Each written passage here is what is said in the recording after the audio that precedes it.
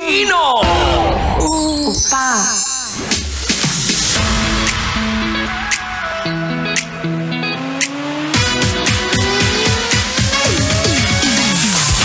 O isang malakas na sigaw para sa mga nagrereklamo na lagi silang iniiwan.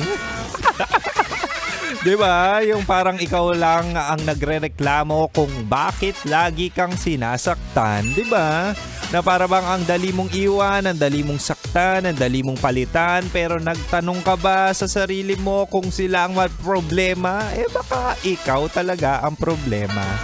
Diba? May mga pagkakataong ganyan na akala natin ang perfect mo pero deep inside at sa katotohanan lang ay talaga nga naman ikaw ay toyoin.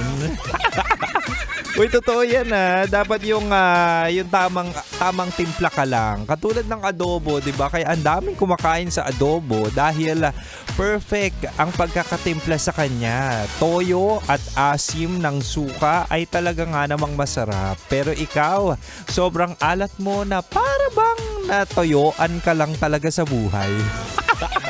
Diba? Yan yung mga instances or mga possibility kung bakit lagi kang iniiwan. Diba? Tama, mali. Anyway, mahal.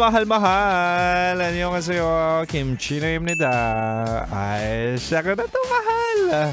Akala ka Friday na. Yung pagod ko, bakit parang Friday na? Anyway, makakasama mga spice. Yung pa mo sa radyo na kapag natikman mo, hahanap-hanapin mo. Ako to si DJ Kimchi, no, makakasama mo 69 tayo. Diba naman, gabi-gabi 69 tayo. Gabi-gabi 6 to 9 p.m. ako ang iyong makakasama, makakakwentuhan, makakasama sa iyong paglalakbay. Mapasakali man yan o ikaw ay commuter, ay dali-dali. Wala kang choice. Ako ang iyong mapapakinggan. Anyway, mahal. Minsan kasi, ito kaya ka iniiwan, hindi dahil pangit ka. Diba? Kasi at some point, pwede rin namang i-admit mo sa sarili mo na hindi ka perpekto. Na may mga ugali ka na talagang nga naman kasuka-suka. Uy, totoo lang Minsan kasi ang problema ay nasa tao, nasa sarili at minsan nasa ugali rin talaga na kapag nasobrahan ang sangkap, kunwari nasobrahan ang ugali mong ito ay talagang nga namang ikakasuya ng iyong partner. Diba? Kaya ka iniiwan. Kaya naman tonight, let's have the balance in life, lalo na sa relasyon. Ay nako, sagot ko na yan. Sa ating Chinitok, usapang pag-ibig mula sa Spice, si Opa mo, ibibigay ko ang 3 dapat mong bawasan para utang na loob, hindi ka naiwan.